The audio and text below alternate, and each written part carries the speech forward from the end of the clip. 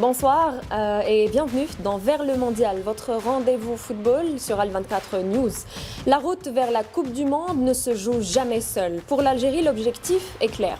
Franchir la phase de groupe et aller le plus loin possible dans cette édition de Coupe du Monde. Dans ce groupe, 3 adversaires au profil très différent attendent l'Algérie.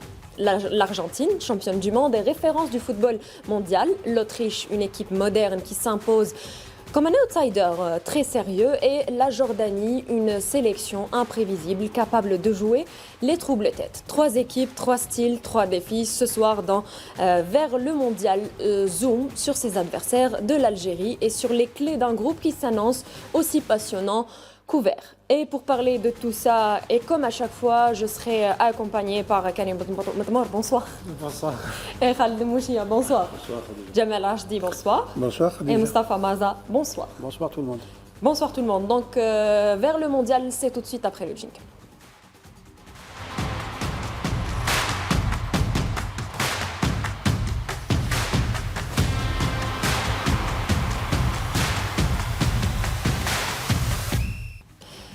Et donc, première thématique de cette émission ce soir, c'est le champion peut-il tomber de son piédestal? On va essayer de répondre à cette question. Mais avant, on va revenir sur les résultats récents de l'Argentine avec Karim Matmour. Donc, Argentine 5-0 face à la Zambie et 2 buts à 1 face à la Mauritanie. Karim Matmour nous a préparé une récap de ces résultats récents. On va regarder en images parce que ça sera plus simple de commenter après leur dernière performance. Je veux bien qu'on lance la vidéo en régie, s'il vous plaît. Et on va regarder Donc il y avait ensemble. le premier match, c'était contre la Mauritanie, 2-0. 2-1. 2-1. Là, du coup, on voit les buts. Ce qu'il faut savoir, c'est que sur les 2 matchs, il y a eu quasiment à chaque fois des champions du monde.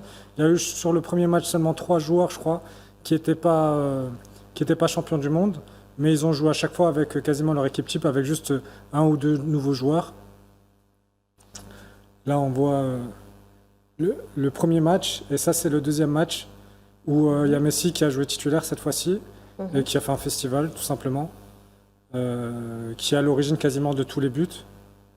Donc là aussi on le voit, ballon en profondeur. C'est lui qui contrôle, qui rentre dans l'axe, qui fait la passe et qui voilà en une touche. Donc voilà, là maintenant on a le deuxième, où il est là, il slalom entre tous, assez facilement. Festival offensif de l'Argentine. Hein. En très grande forme Messi sur ce match. Sur le premier match il avait été mis un peu au repos, ensuite il y a eu penalty. Bon, pas si bien tiré, hein. Il a ses axes. Le penalty avait pas... Ensuite, un but contre son camp, provoqué par les Argentins. Donc sur le deuxième, ils en ont mis 5. Ça a été... Une équipe argentine plus convaincante que contre la Mauritanie. Ils ont mis, comme dit à chaque fois, hein, sur les 2 matchs, sur le deuxième match, forcément, il y a l'apport de Messi qui, malgré son âge, en tout cas sur ce match-là, il a montré de belles choses et qui a été déterminant tout simplement. Et sur le dernier but aussi, avec toute son expérience, qui est là, le ballon remis au sol, directement le ballon. Et puis c'est le petit jeune Barco qui joue à Strasbourg qui a mis. Donc là, on voit les 2 compositions, les deux compos qui ont été mis en place sur ces 2 matchs. Sur le premier match, il y a eu, je crois que c'est 3 nouveaux joueurs. Et en fait, il n'y a pas eu énormément de changements. Et sur le deuxième, il y a aussi, c'est que des champions du monde, à part, je crois qu'ils sont tous champions du monde. 11 champions du monde. 11 champions du monde. Donc en gros aussi un peu ce qu'on peut remarquer, c'est que si on compare à l'Algérie, où nous on est une équipe on se cherche encore un petit peu. Eux, ils ont depuis 4 ans, ils sont champions du monde. La même ossature. Ils ont une ossature, ils se connaissent, ils ont pas besoin de se chercher comme nous on se cherche. Ils ont des automatismes, ils ont déjà des certitudes. Et c'est une équipe qui est sûre de leur qualité, quoi. Et on le voit, et le coach il fait tourner, il n'a pas fait énormément de tournées, il n'y a pas énormément de nouveaux joueurs, il y a eu seulement 1 ou 2 petits nouveaux joueurs, mais sinon le groupe c'est toujours le même depuis 4 ans. Ok, super. Donc Khaled, Karim a parlé d'automatisme, a parlé d'ossature. Aujourd'hui, après le sacre de 2022, est-ce que cette équipe argentine est-elle toujours au sommet? Vous savez, On peut le dire. quand vous gagnez un titre, c'est compliqué de venir avec ce statut-là, même si l'Argentine n'est plus à présenter. Quand vous voyez le 11, j'ai même envie de dire les 22, ils jouent tous dans les plus grands clubs du monde, donc à part Messi qui est à Miami, mais bon, ça reste Messi. On le voit déjà sur l'apport qu'il a fait lors du deuxième match. Mais je vais quand même revenir un peu sur les adversaires, avec tout le respect que j'ai pour la Mauritanie et la Zambie. C'est-à-dire que comme on a été un peu sceptique par rapport à l'Algérie contre le Guatemala, j'ai presque envie de dire que ça a été un peu... Est-ce qu'il y a des enseignements à tirer pour l'Argentine de ces deux matchs-là? Par contre, ce qu'on peut remarquer, c'est comme l'a dit Karim, c'est que c'est une équipe qui se connaît depuis 4 ans. En fait, il a formé son groupe, Scaloni. Il le bouge très rarement. À chaque fois qu'il y a un ou deux joueurs qui peut apporter un plus, il l'incorpore. Mais sinon, c'est une équipe qui se connaît avec pas mal d'expérience, de la roublardise. Maintenant, est-ce qu'ils seront capables de garder leur titre? C'est toujours compliqué de venir avec ce statut de favori, ce statut de champion du monde. À nous d'en profiter. Ils sont dans notre poule, donc ce sera à nous d'en profiter. On les joue le premier match. Donc ça va être compliqué, mais ça va être compliqué aussi pour eux. Mustapha, donc l'Argentine, arrive au mondial avec un statut particulier, celui de championne du monde. Qu'est-ce qu'on peut dire de cette équipe argentine qui sera le défi, le plus grand défi dans ce groupe de J? L'Argentine sera tout le parcours de la Coupe du Monde l'équipe à abattre. Ils sont toujours champions du monde, jusqu'à preuve du contraire. Après, quand tu as autour du groupe un Otamendi, en défense, il y a Messi, tout le monde travaille pour lui. Je pense que vis-à-vis le groupe, c'est un groupe compact, très discipliné sur le plan tactique, et il s'adapte à toutes les situations, à la pression. Je vois que l'Argentine, avec ce groupe, malgré qu'il n'y a pas eu beaucoup de changements, surtout sur toute la structure, il y a McAllister au milieu de terrain, Otamendi au milieu de terrain, Paredes, Messi, Alvarez plutôt. Je pense qu'ils ont gardé toute la structure et pratiquement le coach change rarement de joueurs. Donc pour moi, l'Argentine reste une équipe à abattre et elle sera toujours vers le haut. Jamal Rachdi, comment avez-vous suivi le parcours de cette sélection après sûr ces deux matchs? C'est sûr que ce n'est pas l'équipe de 2022. Ce n'est pas la même. Je pense qu'il y a certains joueurs qui sont quelque peu émoussés, à l'image de Lionel Messi. Moi, je dis parce que jouer dans un championnat des États-Unis, je ne pense pas que ce soit que c'est le championnat d'Espagne ou même de France à certains moments. Je pense que le fait d'avoir joué une seule mi-temps contre la Mauritanie, puis il est rentré en seconde mi-temps, alors que l'équipe menait 2-0. Je pense qu'il n'a pas pesé de tout son poids sur le résultat final, parce que la Mauritanie est revenue, et elle a même dominé à un certain moment, dans des moments assez importants de la seconde mi-temps, l'équipe d'Argentine. Les statistiques sont là, la Mauritanie a eu 8 tirs cadrés pour 1 pour les Argentins. Maintenant, pour le second match, c'est un petit peu Algérie-Guatemala, parce que je pense que... Eh oui, la Zambie n'est pas une équipe qui peut être un adversaire de taille pour juger une équipe comme l'Argentine.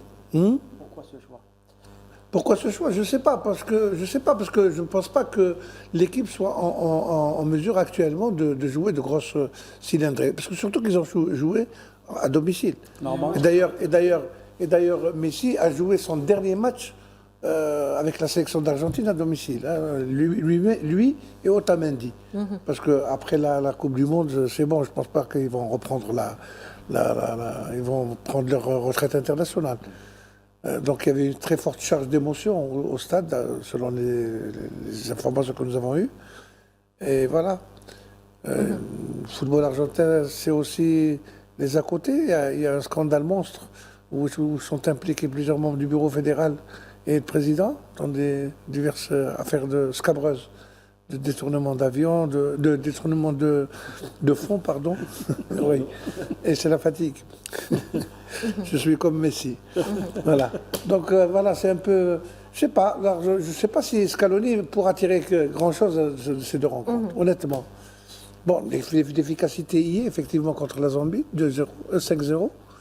Mais c'est une équipe, quand même, qui me semble qui pourra quand même être parmi les derniers carrés, je pense quand même. Là, ça reste quand même l'Argentine. Après, moi, je pense que la gestion de Messi sera très importante. Messi, lors de la Coupe du Monde 2022, en fait, quand il est arrivé au PSG, il est arrivé pour se préparer pour cette Coupe du Monde. En fait, c'était le seul titre qui lui manquait. Ouais. Aujourd'hui, il l'a. Ouais. Il a tout gagné. Je veux dire, c'est un joueur qui a marqué l'histoire du football, et qui l'a tout simplement. Donc, sa gestion va être très importante, et je pense que le rendement de l'équipe argentine dépendra de la gestion. Parce qu'il y a Messi avant 2022, préparation, focus sur la Coupe du Monde. Il y a Messi, je ne veux pas dire qu'il est en pré-retraite aux États-Unis, parce qu'il est encore en sélection. Donc, automatiquement, étant donné que c'est un compétiteur, il va essayer de se préparer de la meilleure des manières. Mais est-ce qu'il sera à la hauteur pour pouvoir gérer tout ça, ou est-ce qu'il aura encore l'envie pour gérer tout ça? Et Ça va est-ce être qu'il la peut question. porter seul aussi cette équipe, justement, vers un sacre, vers un autre sacre? Moi, j'ai pensé à Di Maria, attention, parce que Di Maria, lors du dernier mondial, il a beaucoup pesé. Oui, Il a c'est un beaucoup joueur, pesé, hein. c'est un joueur quand même qui n'est pas en pré-retraite, qui est en retraite pratiquement. Ouais. Ça reste Après, pas. après Moustapha Di Maria, Par contre, Alvarez, il a été c'est autre blessé. chose. Di Maria, lors de la dernière Coupe du Monde, il a été blessé. Oui. Oui. Ils avaient fait même le comparatif avec Benzema qui avait été écarté. Et lui, Scaloni l'a gardé avec lui. Et il a joué que la finale. Et c'est lui qui m'a doublé. Ouais, exactement. Donc non, bien sûr que c'est un joueur de grande Il a valeur. pesé, hein. Mais de toute façon, l'équipe d'Argentine, c'est un groupe. Je pense que s'il l'a gardé, c'est parce qu'il y a des soldats autour de Messi qui sont capables de se sacrifier pour lui. Et parce qu'il a une aura, parce que comme je l'ai dit, il a marqué l'histoire du foot. Est-ce qu'ils auront toujours cette même envie? C'est la question. Ça sera un favori, bien sûr, mais ça sera aussi compliqué pour eux. Mais ils doivent avoir la phobie du premier match de Coupe du Monde. Hein. Oui. Parce que c'est pas facile d'entrer de plein pied dans la Coupe du Monde et se faire battre par l'Arabie Saoudite, par exemple, la Saoudite, dernière fois. oui. Le Nigeria aussi, là, ils les ont battus. Pas oublier. À certaines périodes, c'était le match inaugural. Aussi la même chose. Après, il y a un élément important. C'est une équipe qui ne réussit pas son entrée. Par la suite, ça monte graduellement. Pour arriver en finale, j'espère que contre l'équipe d'Algérie, ça va être la même chose. Et justement, je pense qu'avec Après, ils seront champions du monde s'ils veulent. justement, avec le passage de la Coupe du Monde à 48, je pense que même les préparateurs physiques vont peut-être pas forcément préparer l'équipe pour la première journée. Je parle des grosses équipes. C'est ça, ouais. Donc, il y aura un coup vraiment à jouer. Donc, à nous de réussir notre entame. Et Alors, l'Algérie, Karim, surtout si l'Algérie joue sur ses propres qualités, je pense qu'il y a quand même des chances de les accrocher et pourquoi pas les battre. Parce que nul n'est imbattable finalement. Hein. Exactement. Tout est possible en football. Pour peu que l'équipe nationale trouve ses marques et ose un petit peu, je pense que L'Arabie Saoudite c'est l'a faisable. prouvé. Hein Oui. L'Arabie Saoudite l'a prouvé. Oui, c'est faisable. Elle l'a Donc, prouvé, bien sûr. monsieur, pour avancer justement dans le débat, parce qu'on a deux autres équipes qui nous attendent. Donc, on a parlé de Messi. On va parler d'un autre nom, un certain Lionel Scaloni. Il l'avait cité tout à l'heure. Qui est le vrai patron de cette sélection, ou le vrai cerveau, on va dire, de cette sélection argentine? Mais de toute façon, il y a l'aura. Lionel Messi ou Lionel Scaloni? Non, mais Messi, il reste avec tout l'aura qu'il a, avec tout ce qu'il a. Quand il rentre, les caméras, elles sont sur lui tout le temps. Il est le moteur de cette équipe. Il reste, c'est sa dernière Coupe du Monde. Il y a tout tout tourne autour de lui. Le jeu tourne autour de lui. Et donc il reste. Non, on peut pas comme ça détrôner. Je pense pas qu'il y ait le scénario. Que Messi soit mis de côté et qu'il y ait un autre joueur qui puisse prendre. C'est tous les espoirs du pays qui reposent sur ses épaules. Oui, exactement. Mustapha, Ouais. on va écouter Mustapha. Lionel Scaloni, Ouais, je trouve que c'est important. il a pris il a gagné là où tout le monde a échoué, donc une Coupe du Monde. Donc est-ce qu'on peut dire que c'est l'un des cerveaux de cette sélection justement? Bien sûr, c'est toute la stratégie d'ailleurs est basée sur, je pense, sur Messi, puisque Scaloni, c'est lui qui est là pour toutes les situations, soit difficiles. L'Argentine a passé par des moments très difficiles avant de se qualifier. Après, quand on dit que Scaloni est un véritable meneur d'hommes, d'abord, la qualité qu'il a dans le groupe, c'est de la très bonne qualité. Et puis, quand on est champion du monde, c'est clair qu'on est leader. On est leader. Et puis, il a il a réussi où pratiquement beaucoup d'entraîneurs ont échoué. Je pense que Scaloni a une grande personnalité en Argentine. Il est proche des joueurs. Oui, C'est ce que Très, j'ai dit. très. C'était quoi la clé, justement, c'est qu'il ait donné les clés du camion à Messi, je pense. Justement. Voilà, justement, c'est ça, en fait, il a été intelligent, il dit ok, vas-y. Bah, il n'est pas rentré, en fait, il n'est pas rentré en conflit.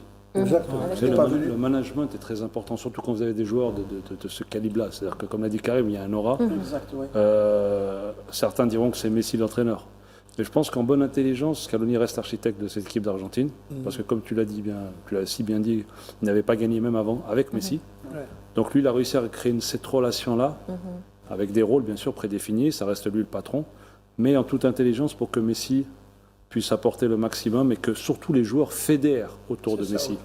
Et on C'est ça rappelle qui est que- important. Oui, on rappelle que l'Argentine, avec Lionel Scaloni, avait remporté la Coupe du Monde 2022, la Copa América 2 fois, 2021-2024, et la Finalissima en 2022. Donc, une question à vous tous, pour un petit débat avant de passer à l'Autriche. Face à l'Algérie, face à l'Argentine, l'Algérie doit-elle préparer un anti-Messi, Non, c'est impossible. un plan Non, anti-Messi? je ne pense pas. Honnêtement, je ne pense pas. Maintenant, je ne sais pas quel sera comment dirais-je, l'apport de Messi dans cette équipe. C'est-à-dire s'il va régner autour de cette équipe ou pas. S'il a toujours la même aura dans le jeu de cette équipe. On ne peut pas le voir contre la Zambie, c'est pas possible. Là, c'est du n'importe quoi. Oui, c'est vrai, c'est du n'importe quoi. Je pense que si l'Argentine avait joué la France, avec un Messi, la France actuellement, comme elle joue actuellement, je ne sais pas s'ils vont pouvoir sortir indemnes. Je crois qu'il faut les voir sur de grosses cylindrées. À ce moment-là, peut-être qu'on aura une idée sur leur... Mais je pense que, honnêtement, l'Algérie, avec une équipe, avec le grand Messi, en quelle année 2007, quand on a joué l'Argentine déjà en Espagne, 3-2, Oui, 4-3. Barcelone, 4-3. 4. Voilà, donc on a joué sans problème. On a vraiment joué sans problème et on a fait une très très grande partie. Je pense que si les joueurs algériens jouent, je dis, ça va avec leur propre qualité. S'il n'y a pas un schéma tactique rigide qui va les empêcher de s'exprimer, je pense qu'on a des chances d'accrocher cette équipe. Après, pour revenir sur ce que tu as dit, je veux dire, un anti-Messi, Un plan anti-Messi? un plan anti-Messi, non. Bien sûr qu'il va être surveillé comme le lait sur le feu, c'est normal, parce qu'il est capable on l'a vu à travers les images, faire des passes décisives, de marquer, il est encore là, il a encore ce pied gauche-là, mais il y a d'autres joueurs autour. Vous avez des Alvarez, vous avez Alvarez, des très il y dangereux a aussi, énormément de joueurs autour. Donc là, il va falloir faire un match plein, sans complexe, essayer d'évacuer la pression, parce qu'une entame de Coupe du Monde, c'est toujours compliqué, le premier match est très difficile, mais pas que pour nous, et c'est ce qu'il faudra se dire aussi. Donc non, ça va être un bon match. Moi, j'ai plus peur pour les autres adversaires que pour l'Argentine. Je pense qu'on sera prêt pour ce match-là et que les joueurs auront beaucoup d'envie. Après, l'envie peut-être ne suffit pas. Essayer de couper la relation entre ceux qui alimentent Messi, McAllister, de Paul, tous ces joueurs, ils travaillent pour Messi. Après, c'est vrai que Messi, quand il a la balle, c'est tout le monde qui bouge. Donc c'est lui le cerveau de l'équipe, qu'on le veuille ou pas. Messi reste Messi, même s'il marche, il peut donner une balle de but. Mais attention, on peut dire ce qu'on peut dire sur Messi, mais dire que Messi est fini, je dirais que non.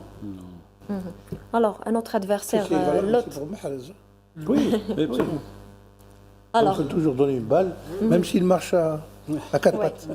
Alors, l'autre adversaire dans ce groupe J, l'Autriche, je ne sais pas si on doit l'appeler l'outsider parfait du groupe ou peut-être le favori numéro 2 pour la qualification dans ce groupe. En tout cas, on va revenir sur les résultats récents de l'Autriche avec Karim Atmor, 1-0 face à la Corée du Sud et 5-1 face au Ghana. On va regarder des images ensemble. Ouais, d'abord, ils ont 5-1. 5-1 et Et après, 1-0. voilà. Oui, D'abord, ils ont 1-0 face à la Corée du Sud et Plutôt 5. 5-1 Ils ont joué et d'abord 1-0. ils ont d'abord joué contre le Ghana. Oui, j'ai parlé du récent. D'accord, ok, on va regarder les images ensemble avec Karim. Allez-y, vous pouvez mettre les images. Ça, c'est contre la Corée. Donc, une victoire. C'est le match contre la Ouais, ça c'est contre la Corée, vous l'avez mis dans le mauvais ordre. Mais bon, en tout cas, contre la Corée, Alors déjà, ce que l'Autriche a fait, c'est qu'elle a fait beaucoup tourner. Elle a utilisé tous les joueurs. Là, le premier match contre le Ghana à la mi-temps, tous les joueurs en fait à la mi-temps, ils ont quasiment changé d'équipe. Ils sont tous sortis à la 45e ou à la 60e. Donc une revue d'effectifs générale et ils en ont mis 5. Donc victoire souveraine, j'ai envie de dire, avec des belles actions de jeu. Collectif, c'était construit, simple, efficace. C'est une équipe sur laquelle il faudra vraiment méfier beaucoup. Ils jouent tous quasiment en Allemagne, en Bundesliga. Ça, c'est le but du Ghana. Une belle frappe. Bayou. Et donc, l'Autriche est un adversaire qui, on va dire, ne paye pas de mine parce qu'il n'y a pas de nom. Il y a Alaba qui est un des grands noms. Qui est remplaçant dans l'équipe. Mais ce n'est plus à la bas de. Exactement. Sabitzer aussi, non Hein Sabitzer aussi. Ouais, Sabitzer, ouais. Des références des joueurs qui sont très connus, on va dire, en Allemagne, des stars Il n'y a allemandes. pas de star, oui. Ouais, qui jouent Leipzig, à Dortmund. C'est le style de club dans lequel ils sont. Un peu moins connus, on va dire. C'est pas l'aura de. Ou Arnautovic aussi, qui est l'attaquant. Et donc voilà, une équipe sur laquelle il faudra beaucoup se méfier. Se méfier, tout à Parce fait. qu'il ne faudra surtout pas la sous-estimer, mais le coach, il la connaît très bien. Très discipliné sur le plan tactique. Ouais, c'est Un groupe compact, ouais. il laisse pas les espaces entre les Athlétique, lignes. compact, technique, tactique, ils ont tout. C'est les équipes chiantes en fait. Elles sont C'est vertical en plus. très verticales. C'est-à-dire qu'en fait, comme tu dis, il n'y a pas de nom, mais en fait, il y a des noms quand tu t'intéresses. Mais c'est parce que c'est le collectif qui est, Qui est qui est puissant. important et qui est fort. Ils ont clairement pas une individualité sur laquelle ils se reposent. Mhm. Donc ils changent et l'équipe faisant comme là dans les matchs amicaux, ils ont changé à la mi-temps. Je veux dire, ça continuait. Il y avait pas on n'a pas vu de baisse de niveau en fonction des joueurs qui rentraient. C'est un bloc collectif, Voilà. vraiment très, très solide. Moi, c'est l'équipe qui me fait le plus peur dans notre groupe, honnêtement. D'abord parce qu'ils ont un jeu direct et ça peut nous faire mal. Ils ont un jeu physique aussi. Et on vous impose un rythme. Et ils sont sur une série de résultats Très bons très résultats, positifs, très solides, très positifs. Oui. Et lorsqu'on se permet de mettre 4 buts ou 5 buts à la Turquie, je crois, ou à la Croatie, non, à la Norvège, je pense. À la Norvège. Ils ont mis 4 buts ou 5 buts à la Norvège. Donc, c'est pas n'importe quelle équipe. Honnêtement, c'est pas n'importe quelle équipe. Mustapha, c'est une équipe qui revient justement en Coupe du Monde après 28 ans d'absence 28 aussi. ans d'absence, Dernière participation en Coupe du Monde, c'était en Coupe du Monde en France en 1998. Donc un constat par rapport à cette équipe autrichienne. Ils ont une bonne génération. Cette génération, elle est bien. Pratiquement toute l'équipe joue en Allemagne, en Bundesliga. Il y a même qui joue en Italie. Donc je pense que individuellement, je pense qu'ils ont de la qualité. Après, sur le plan technique et sur le plan collectif, ils ont beaucoup de choses très très positives. C'est vrai qu'ils n'ont pas un leader technique, mais ça reste quand même un groupe très homogène, très collectif, très solidaire. C'est vrai qu'on dit que c'est un outsider, mais pour moi, l'Autriche reste une équipe très difficile à manier. Je vais revenir vers vous, Khaled Mouchia, mais on va s'arrêter justement pour une petite page de pub et on revient juste après. Pas de problème.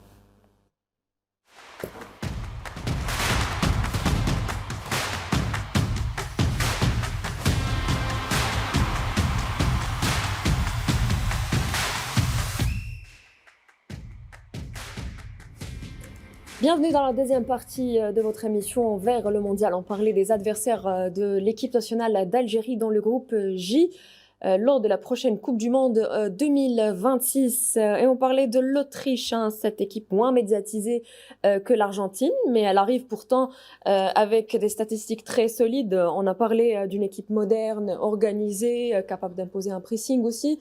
Quel constat faites-vous sur cette équipe, Khaled? Et est-ce qu'on peut considérer l'Autriche comme étant l'équipe la plus dangereuse du groupe, avant de revenir avec Karim sur la composition de l'équipe?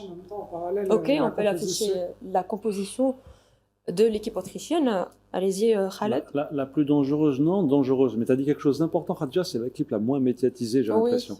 Et c'est ça son point fort. C'est parce que, comme le rappelait tout à l'heure Jamel, mettre 5 buts à la Norvège, mettre 5 buts au Ghana, c'est-à-dire que c'est une équipe qui se procure énormément d'occasions. C'est très efficace, très compact, très discipliné. La rigueur allemande, Karim nous en parlera un peu si vous voulez. Mais voilà, donc dans tous les compartiments, que ce soit tactique, technique, c'est vertical, ça va vite. Donc c'est une équipe qui va nous créer des problèmes, mais pas qu'à nous. Après, le fait qu'on les joue en 3e match, est-ce que ça va avoir un impact sur la qualification? Peut-être, étant donné que lors de cette nouvelle Coupe du Monde à 48, le meilleur 3e peuvent passer. Un bel adversaire, on a des antécédents aussi avec eux. La règle FIFA a été changée par rapport au match de 82. Donc, beau match, belle revanche. Donc, avant de jouer l'Autriche, j'espère qu'on sera bon contre l'Argentine et bon contre la Jordanie. Mais cette équipe autrichienne est une équipe qui, je pense, si elle passe les premiers tours, peut faire quelque chose. Je pense, peut faire quelque chose. Même si elle gagne souvent, elle est un petit peu irrégulière sur le plan des résultats. Par exemple, elle bat la Norvège 5-1, mais elle gagne Chypre 1-0, simplement. Elle gagne ça à Saint-Marin, c'est des petites équipes. Hein. Après, Elle perd contre la Roumanie. Ça serait intéressant de voir Elle les perd contre la compos. Roumanie. Sur des dizaines de matchs, lors de 10 ou 12 matchs, ils ont perdu une seule rencontre hein, contre la Roumanie. Hein. Ce serait important de voir les compos lors de Justement, on va les leur regarder dernier match avec, pour savoir si c'est comme l'Argentine, des joueurs qui se connaissent et qui jouent depuis un moment ensemble, ou est-ce qu'ils tournent, comme l'a dit Karim, c'est à l'habitant changé, c'est-à-dire qu'il a un groupe étoffé, de même valeur. Donc il faudrait voir à peu près l'ossature. Je crois que 24, j'avais compté 24 joueurs, il a testé. Ouais. Donc ça a tourné, ça a pas mal tourné. Je pense qu'il a fait une revue d'effectifs, surtout après le premier match où. Les titulaires ont commencé le premier match, je pense. Hein. Pour moi, il y a des titulaires dans les deux compos. Parce que devant, c'est Arnautovic qui est l'attaquant star, et qui n'a pas débuté le premier match. Il y a Bob Gartner Gregoric, aussi. c'est l'attaquant de Fribourg devant, là, qui a débuté. Donc je pense qu'il a fait un mix. Les Allemands, ils aiment bien faire ça, tout mélanger, pour justement donner de certitude à personne, je pense au groupe, là, en tout cas aux joueurs. Dire que tout le monde doit se battre pour gagner sa place à la Coupe du Monde. Ils aiment bien être dans cette philosophie-là en préparation. Moi, la question que j'aimerais poser, est-ce que le manque de stars peut poser peut-être un handicap de cette équipe autrichienne? Mustapha? Le manque de stars? C'est une équipe qui n'a pas de stars. Est-ce que ça peut être un handicap? Non, je pense pas. Je pense pas. Il ne s'appuie pas sur un leader technique. J'ai vu l'Autriche jouer. C'est une équipe, je dirais, complète et aussi un banc de touche très riche. Hein. Attention, parce qu'on a tendance à parler de l'Argentine, de plusieurs sélections qui peut-être iront très loin dans cette compétition. Mais je pense que l'Autriche, dans ce groupe, entre parenthèses, elle a son mot à dire. Ils ont de très bons joueurs. Arnautovic qui joue à l'Inter, Sabitzer qui joue à Dortmund. Pratiquement, c'est des joueurs titulaires dans leur club. En plus, un bon état d'esprit. Ils marquent beaucoup de buts. Très joueuse, une équipe très joueuse. Elle joue totalement à la verticale.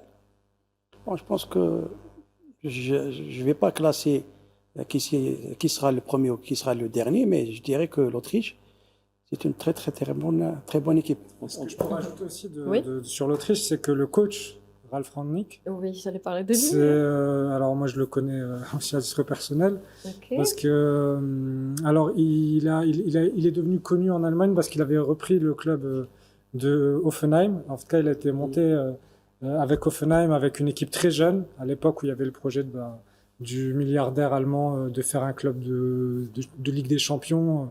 Donc il avait été choisi comme coach, et il a pris ce groupe qui était jeune et les a fait monter jusqu'à l'Europe, et après il est parti à Leipzig. Mais il est connu pour être un très grand tacticien. Il avait échoué avec Man United, si je me... Il était parti après, il a fait d'autres expériences un peu à l'international, où ça n'a pas été, mais en tout cas... En tout cas, en Allemagne, il est très connu comme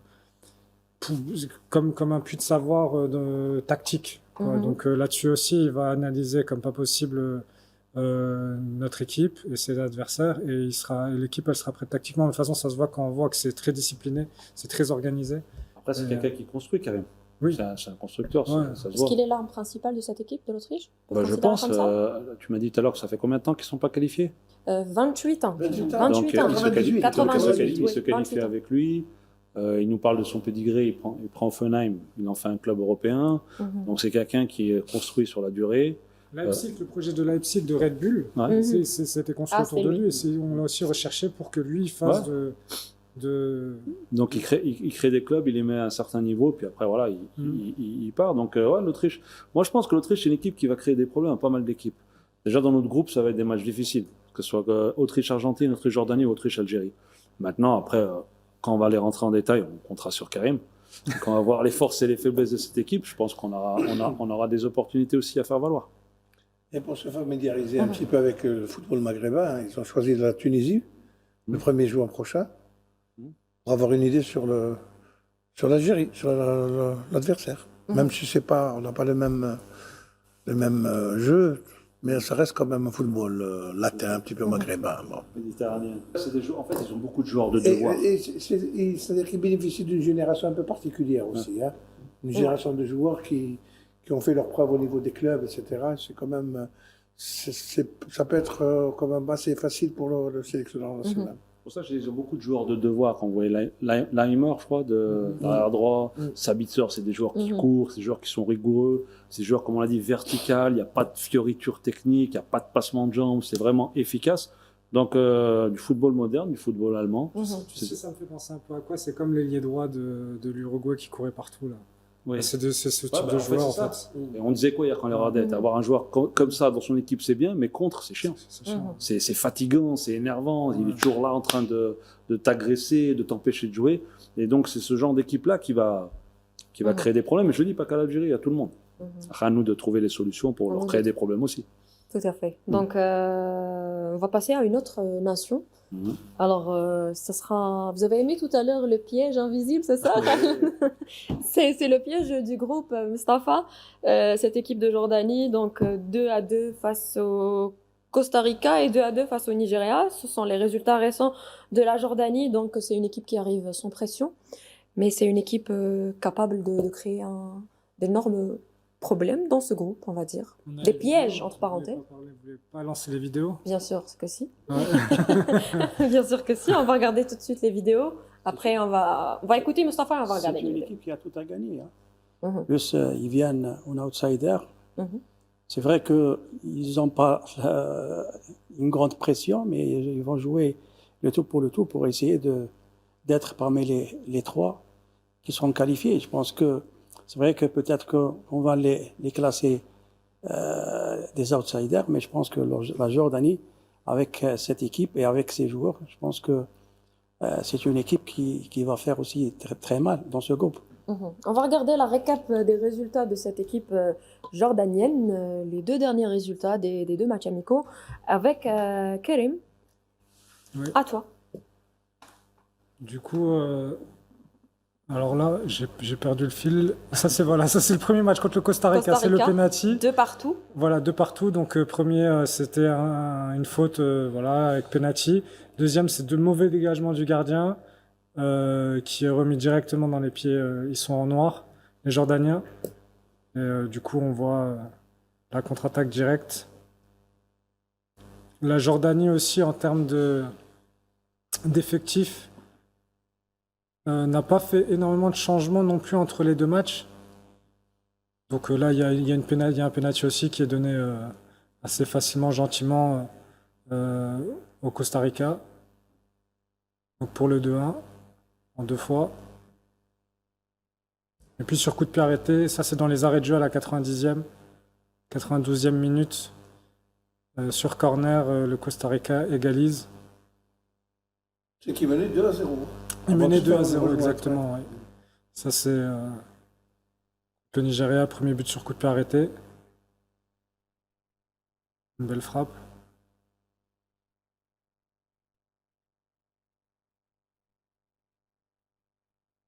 Puis on voit l'égalisation.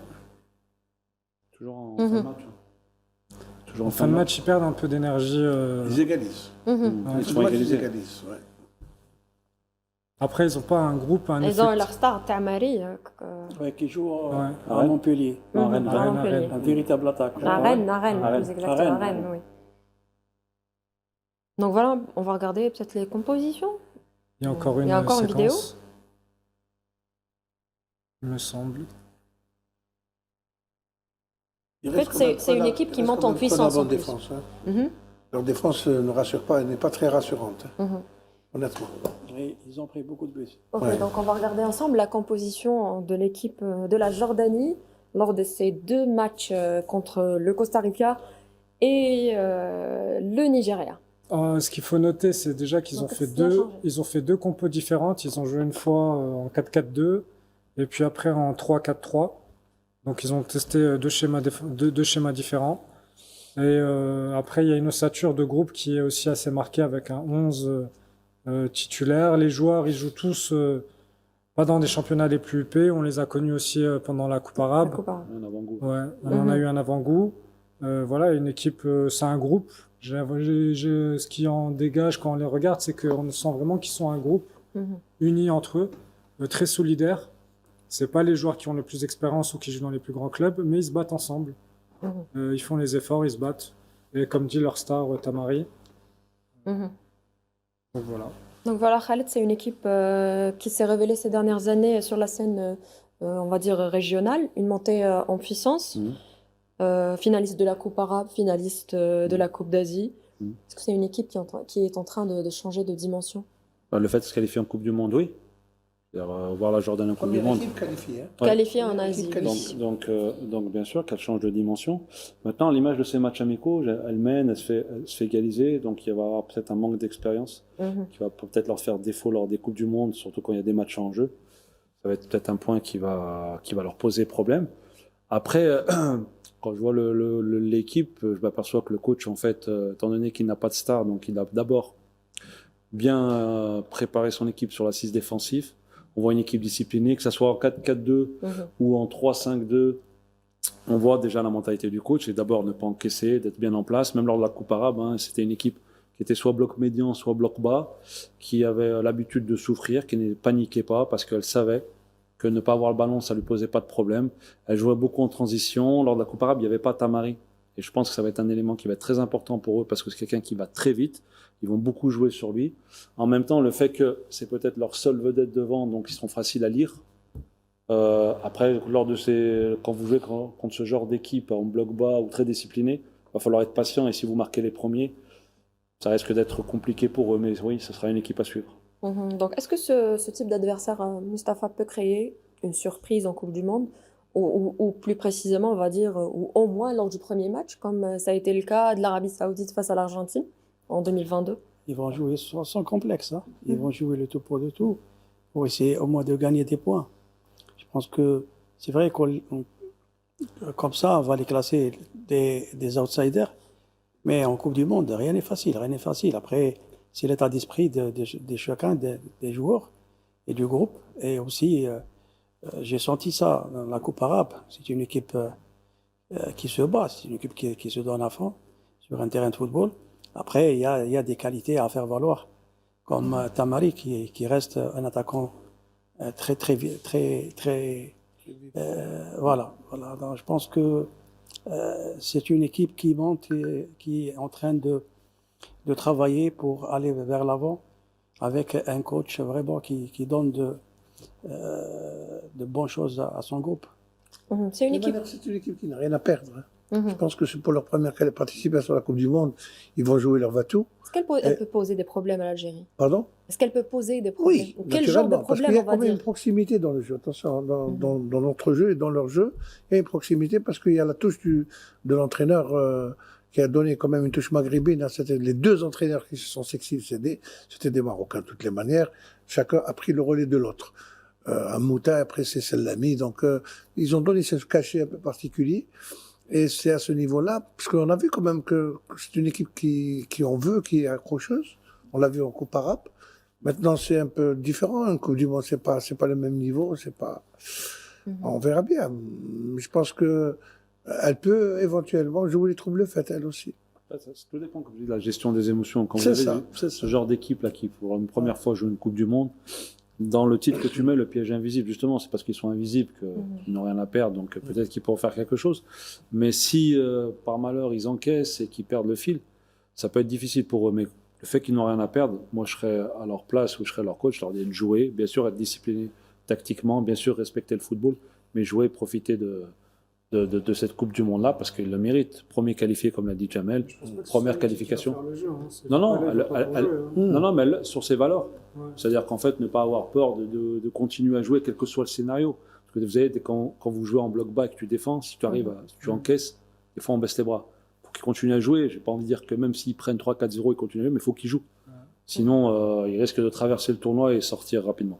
Après ce zoom, donc messieurs, sur ces trois adversaires, quel est le vrai match décisif pour l'Algérie ou pour la qualification? Tous les trois. Tous les trois. Tous les trois. Il faudrait gagner des points. Il suffit d'avoir une victoire. Déjà, on est en bonne position pour être en troisième position. Pour être parmi les meilleurs troisièmes. Si tu gagnes déjà un match.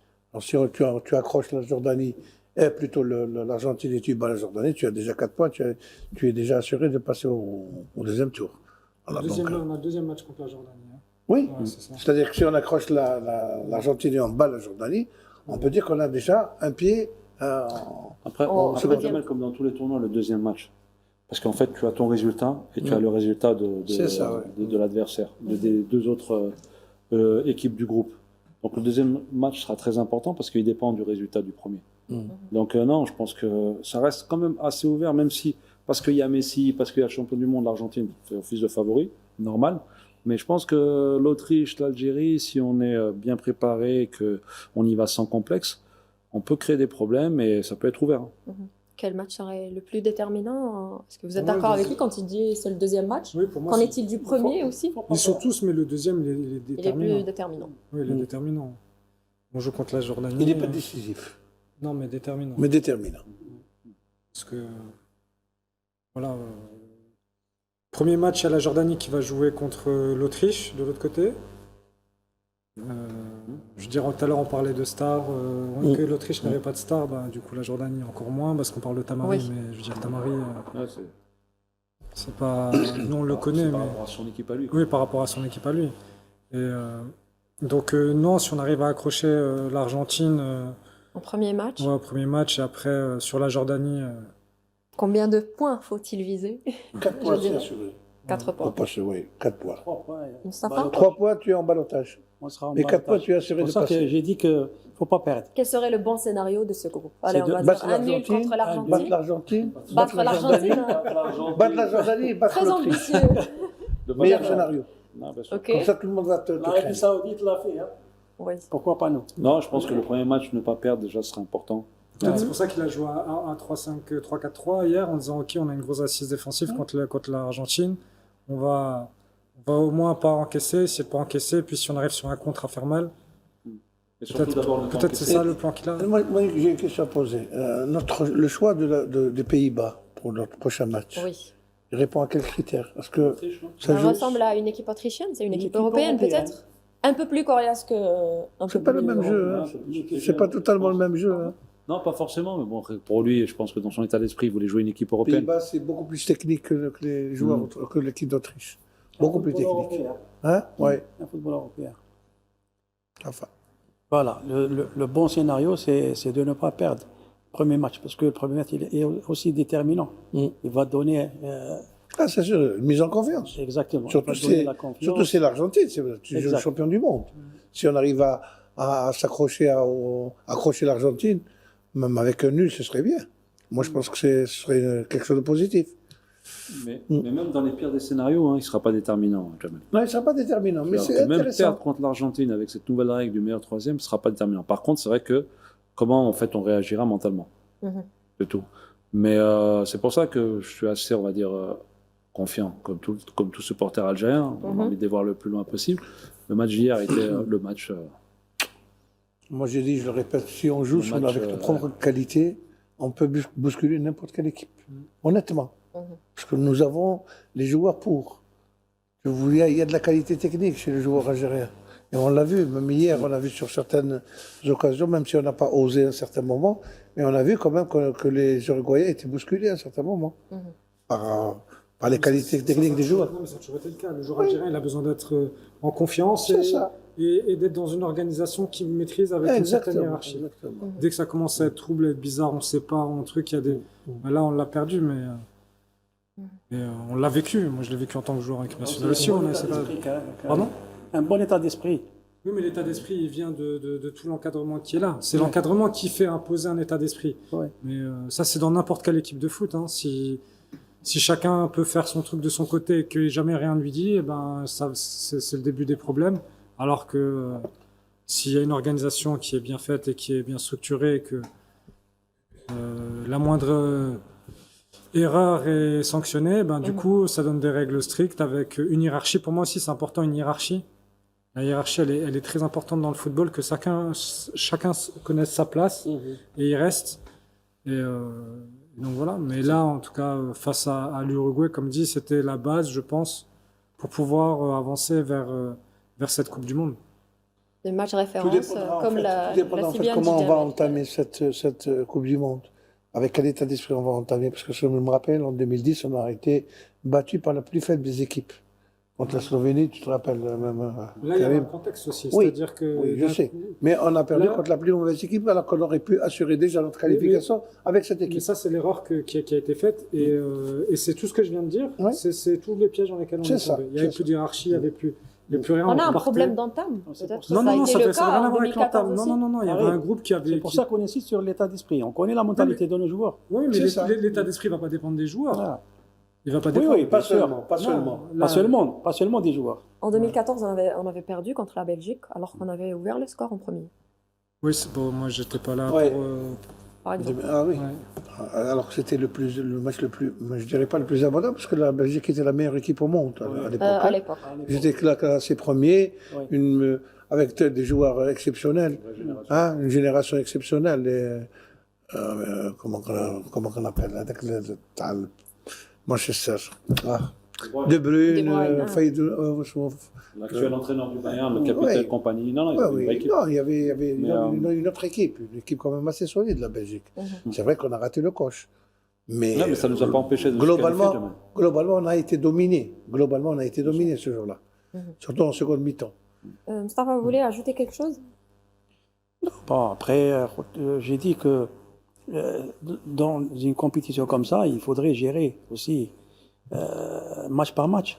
Et aussi gérer nos émotions, parce que c'est important. Le premier match, il est important, et aussi que le deuxième match. Après, si on va dire que la qualification va se jouer sur un match, ce match ou l'autre, je dirais que c'est une faute. On va jouer tous les matchs avec le même état d'esprit, avec la même volonté, Détermination. voilà, la même détermination.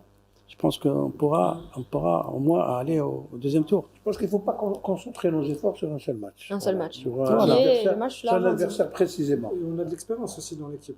Ouais. Ça, c'est un paramètre aussi important. Pour l'avoir vécu en 2010, où on est parti à la Coupe du Monde sans sans expérience. expérience.